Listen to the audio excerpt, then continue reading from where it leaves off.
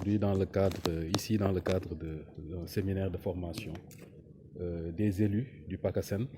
mais également de tous ceux qui interviennent dans le cadre du coaching territorial continu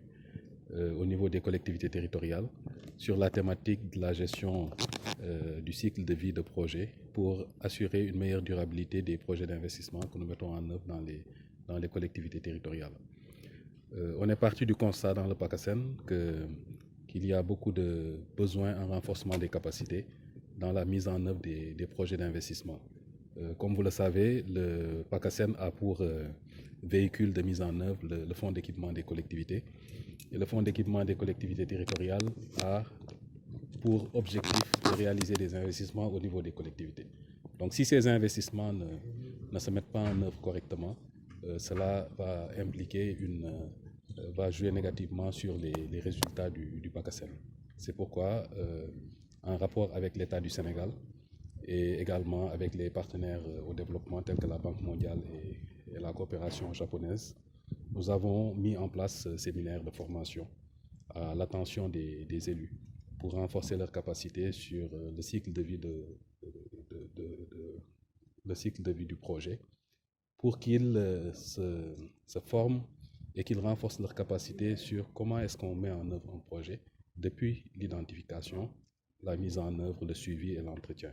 Donc c'est vraiment un séminaire qui est très important et qui vient à son heure pour pouvoir permettre de booster les investissements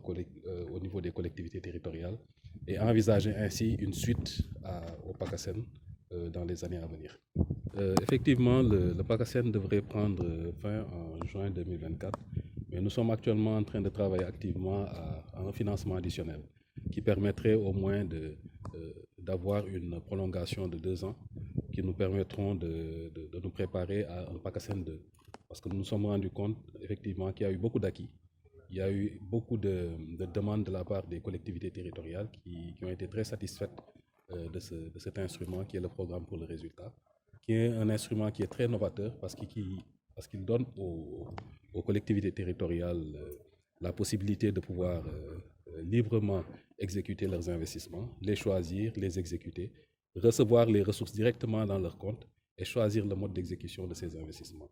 Donc nous avons, à travers les différentes collectivités, les 124 collectivités territoriales membres du PACASEN, constaté vraiment beaucoup de satisfaction de leur part. Et c'est dans ce sens que le gouvernement du Sénégal a instruit l'ADM pour que nous puissions réfléchir à d'abord un financement additionnel